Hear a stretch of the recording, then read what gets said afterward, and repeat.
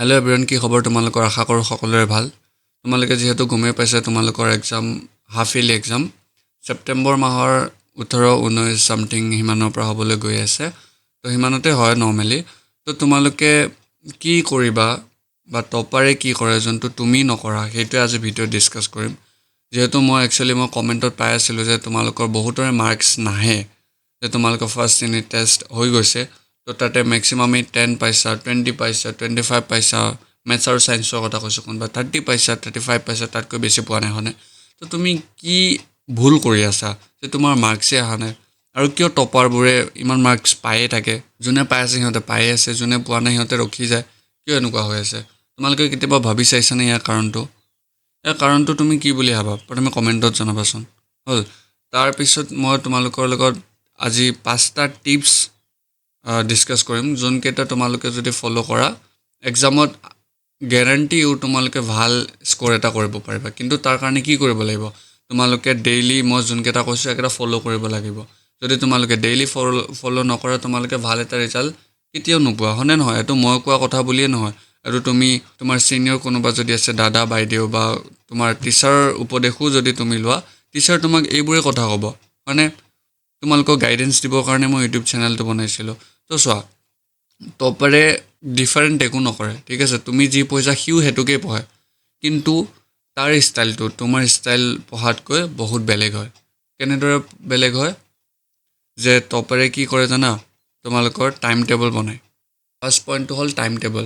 তোমালোকে এতিয়া যিহেতু মেট্ৰিক দিবা, তোমালোকে টাইম টেবল এখন বনাব লাগে। তোমালোকে ফ'ল' কৰিব পাৰা, কৰিব নোৱাৰা সেইটো পিছত দেখা যাব, কিন্তু এটলিষ্ট তোমালোকে এখন টাইম টেবল বনাবা, যাতে তোমালোকে এটলিষ্ট তোমাৰ গোটেই দিনটো মেইনটেইন হৈ থাকে, যে মই এইটো পিছত এইটো কৰিবলগীয়া আছিল। এটলিষ্ট তোমালোকৰ যাতে কৰিব নোৱাৰিলে ৰিগ্ৰেট হয়, যে মই এইটো আজি কৰিব নোৱাৰিলোঁ, আৰু সেইটো মই নেক্সট দিনালৈ মই দিলোঁ, হ'ল। কিন্তু তোমালোকৰ এখন ফিক্স টাইম টেবল হ'ব লাগে, যে মই ৰাতিপুৱা 8টা বজাৰ পৰা বা 9টা বজাত স্কুললৈ গ'লোঁ, আহিলোঁ 3টা বজাৰ পৰা, তাৰপিছত 1 ঘণ্টা ক'ৰবাত টিউশ্যন কৰিলোঁ, যদি তোমালোকৰ টিউশ্যন আছে, বা ইউটিউবত কোনোবা যদি পঢ়িছা 1 ঘণ্টা বা 1.5 ঘণ্টা 2 ঘণ্টা তোমালোকে ইউটিউবত পঢ়িলা, তাৰপিছত বাকীখিনি টাইম তোমালোকে ৰেষ্ট ল'লা, তাৰপিছত ছেল্ফ ষ্টাডি কৰিলা, হ'ল। তো সেইটো হ'ব লাগে, সেইটো হ'ল টপাৰে কৰে, যোনটো তুমি নকৰা। সেইটো হ'ল ফিক্স এটা টাইম টেবল বনাব লাগে, হ'ল। নেক্সট হ'ল এক্টিভ ৰিকল। এতিয়া এক্টিভ ৰিকল কি হয়?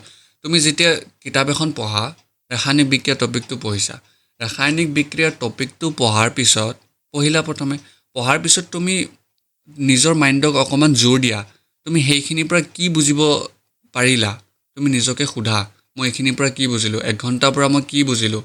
কিতাপখন নোচোৱাকৈ ভাবা তুমি কি কি পঢ়িছিলা। যদি তুমি ৰিকল কৰিব পাৰিছিলা, ডেট মিনছ তুমি ভালদৰে পঢ়িছা। যদি ৰিকল কৰিব পৰা নাই, ডেট মিনছ তুমি আকৌ এবাৰ পঢ়িব লাগিব। যদি এতিয়াই তুমি পাহৰি গৈছা, মেট্ৰিকত কি কৰিবা, হাফ ইয়াৰলি এক্সামত কি কৰিবা, হয়নে নহয়? পৰিমেয় সংখ্যা কোনোবাই নাজানেই কাক বোলে, সেইটো কাৰণে কি কৰিব লাগিব? তোমালোকে ভালদৰে বুজিব লাগিব পৰিমেয় সংখ্যা কি হয়, হয়নে নহয়? তো সেইটো কাৰণে কৈছোঁ, নেক্সট পইণ্টটো হ'ল তোমালোকৰ এক্টিভ ৰিকল। তোমালোকে এক্টিভ ৰিকল কৰিবলৈ শিকা। যি পঢ়িছা সেইটো মনতে ভাবা। ক'ৰবাত গৈ আছা, তুমি চাহ খাবলৈ গৈ আছা, ভাত খাবলৈ গৈ আছা, ৰিকল কৰা, মই গোটেই দিনটোত আজি কি কৰিছিলোঁ, বা মোক ছায়েন্সৰ টিচাৰজনে কি কৈছিল, বা মেথছৰ টিচাৰজনে কি কৈছিল, সেইটো তুমি বুজিবলৈ ট্ৰাই কৰা। সেইটো হ'ল এক্টিভ ৰিকল। সেনেকৈ কৰিলে তোমাৰ ইমপ্ৰুভ হ'ব মাৰ্কছবোৰ, ঠিক আছে? থাৰ্ড পইণ্ট হ'ল ডেইলি ৰিভিজন লুপ। এটা তুমি ডেইলি ৰিভিজন লুপত সোমাব লাগিব। যদি ডেইলি কি পঢ়িছা সেইটো তুমি ৰিভাইজ নকৰা বা ৰিভিজিট নকৰা, তুমি ভাল এটা মাৰ্কছটো নোপোৱাই।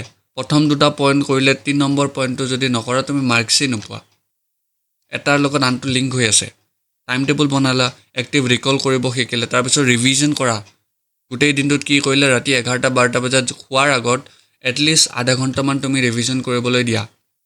ৰিভিজন এতিয়া কি হয়? এনেকুৱা নহয় যে তুমি কিতাপখন যোনখন পঢ়িছিলা সেইখনকে আকৌ এবাৰ পঢ়ি পেলাই তুমি আণ্ডাৰলাইন কৰি গৈছা। সেইটো হ'ল ৰিভিজিট, হ'ল। সেইটো নকৰিবা। সেইটো হ'ল ৰিভিজন, হ'ল গোটেই তুমি পেজটো যোনটো যিমানখিনি পঢ়িছা গোটেই দিনটোত, তুমি তাৰ পৰা কি বুজিছা এটা পেজত লিখা, নিজেই লিখা বা আণ্ডাৰলাইন কৰা।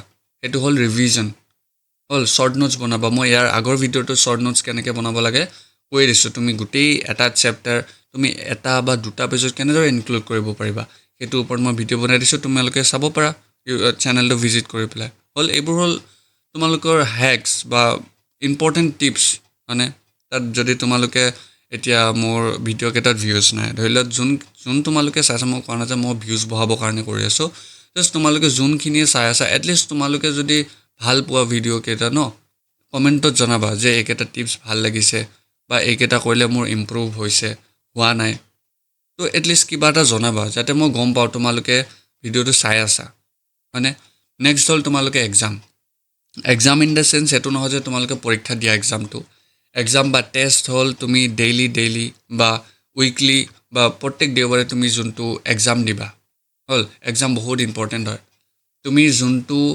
পৰীক্ষা দিবলৈ গৈ আছা পৰীক্ষাটোত কি আহে MCQ আহে বা শ্বৰ্ট এনচাৰ টাইপ কুৱেশ্যনছ আহে সেইবোৰ কুৱেশ্যন তুমি ঘৰত প্ৰেক্টিছ কৰিছানে নে তুমি প্ৰথমবাৰ এক্সাম তুমি মেট্ৰিকতেই দিম বুলি ভাবিছা তুমি যদি ঘৰৰ পৰা প্ৰত্যেক দেওবাৰে দি যোৱা এতিয়াও তোমাৰ তাত 4-5 মাহ সময় আছে যদি প্ৰত্যেক দেওবাৰে তুমি পৰীক্ষা দি যোৱা তোমাৰ বাবে বহুত ভাল হ'ব হয়নে নহয় তুমি মাৰ্কছটো বহুত ইম্প্ৰুভ কৰিব পাৰিবা যদি এতিয়াৰ পৰাই তুমি এক্সাম দি যোৱা তুমি গম পাবা যে কেনেকুৱা ধৰণৰ কুৱেশ্যনছ হ'ব পাৰে হ'ল বহুত type of YouTube channel available আছে ইউটিউবত যোনে তোমালোকক ফ্ৰী টেষ্ট চিৰিজ দি আছে যদি তোমালোকে কোৱা ময়ো তোমালোকক এক্সামৰ কাৰণে কুৱেশ্যনছ বনাই দিম হ'ল নেক্সট হ'ল তোমালোকৰ এনালাইচিছ এক্সাম এটা দিলা এক্সাম ধৰি লওক তোমালোকৰ 50 মাৰ্কছৰ কিবা এটা আছিল 50 মাৰ্কছৰ এক্সামটোত বা তোমালোকৰ ফাৰ্ষ্ট ইউনিট টেষ্টৰ কথাই ক'লোঁ তোমালোকে এক্সাম দিলা এক্সাম দিয়াৰ পিছত কিমান ষ্টুডেণ্ট এনেকুৱা আছা যে তোমালোকে সেই গোটেই কুৱেশ্যন পেপাৰখন আকৌ এবাৰ চালা অনলি 20-30%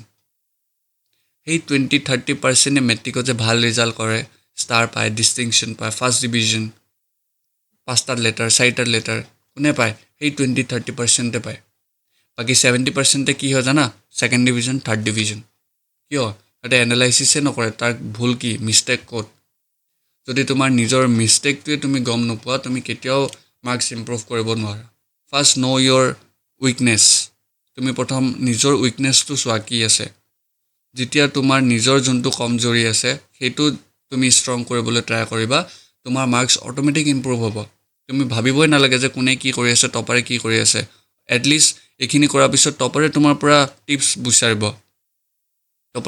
টিপছ বিচাৰিব তুমি কেনেদৰে কৰিছা এইবোৰ পইণ্টছ তোমালোকক নট অনলি তোমালোকক যে ইয়াতে হেল্প কৰিব মেট্ৰিক বা হাফ এলি নহয় তোমালোকৰ লাইফত বহুত হেল্প কৰিব এইবোৰ যেতিয়া তোমালোকে 11-12 পঢ়িবা এইবোৰ হেল্প কৰিব ডিগ্ৰী পঢ়িবা ইয়াতো হেল্প কৰিব আৰু ডিগ্ৰী সেইটো বেলেগ কথা কিন্তু ক্লাছ 8, 9, 10, 11, 12 এটলিষ্ট এইবোৰ পইণ্টছ তুমি ফ'ল' কৰিব লাগে যাতে ভাল এটা স্ক'ৰ কৰিব পাৰা ঠিক আছে আৰু আই ডোণ্ট থিংক ইমানটো টিপছ দিয়াটো মই ভিডিঅ' দেখাই নাই ইউটিউব মানে ইন আছামিছ মিডিয়াম কোনোবাই যদি দি আছে মই গম পোৱা নাই বাৰু কিন্তু এটলিষ্ট যোনখিনি মই তোমালোকক দিব ট্ৰাই কৰি আছোঁ তোমালোকে এটলিষ্ট ফ'ল' কৰিবলৈ ট্ৰাই কৰা মানে তোমালোকে যদি ফ'ল' কৰা তোমালোকৰ বাবে ভাল তোমালোকে ভাল এটা মাৰ্কছ পাবা এতিয়া ভাল মাৰ্কছ এটা পালে তোমালোকে মোকতো একো খুৱাবলৈ নাহা মানে নহয় পাৰ্টিটো নিদিয়া মোক সেইটো কাৰণে কৈছোঁ ফ্ৰীতে কিবা এটা বস্তু পাইছে ভেলু কৰিবলৈ ট্ৰাই কৰা ফ্ৰী বস্তুৰ এইটো কয় যে ফ্ৰী বস্তুৰ ভেলু নাথাকে সেইটো নহয় ফ্ৰীতে বহুত বস্তু এনেকুৱা থাকে